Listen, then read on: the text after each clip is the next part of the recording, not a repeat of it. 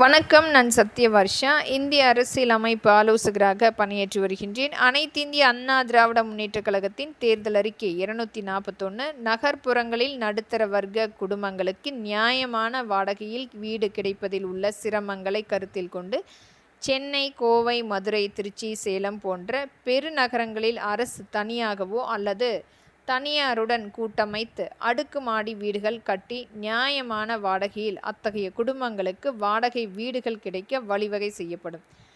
தேர்தல் அறிக்கை 242 கூட்டுறவு வீட்டு வசதி சங்கத்தின் வழியாக பெற்ற பல ஆண்டுகளாக நிலுவையில் இருக்கும் வீட்டு அடமான கடனுக்கான அபராத வட்டி, மாதாந்திர தவணை முறை, இஎம்ஐ வட்டி ஆகியவற்றை தள்ளுபடி செய்து ஒன் டைம் செட்டில்மெண்ட் என்ற அடிப்படையில் கணக்கிட்டு வசூல் செய்து அடமான பத்திரங்களை திருப்பித் தர வழிவகை காணப்படும்.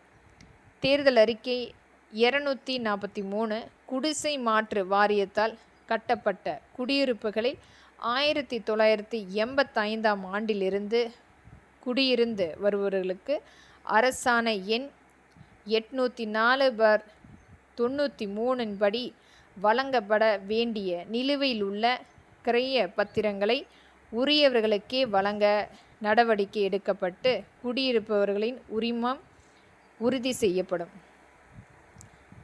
அரசு ஊழியர் ஆசிரியர் நலன்.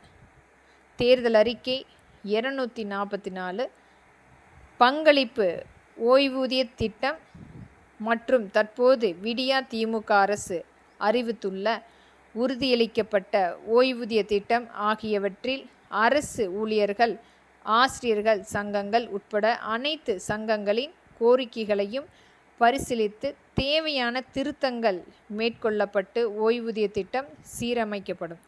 தேர்தல் அறிக்கை 245 அரசு துறையில் ஒப்பந்த அடிப்படையில் பணிபுரியும் அலுவலக உதவியாளர்கள் போன்ற பணியாளர்களுக்கு தற்போது வழங்கப்பட்டு வரும் தொகுப்பு ஊதியம் உயர்த்தி வழங்கப்படும்.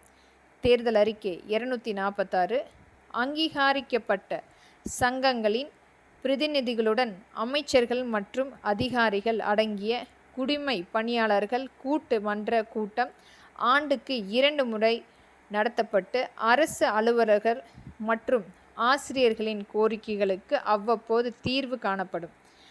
தேர்தல் அறிக்கை 247 மத்திய அரசு ஊழியர்களுக்கு புதிய ஊதிய குழு ஊதிய விகிதத்தை அமுல்படுத்தியவுடன் காலதாமதமின்றி 8வது மாநில ஊதிய குழு அமைக்கப்பட்டு ஊதிய உயர்வு வழங்கப்படும். தேர்தல் அறிக்கை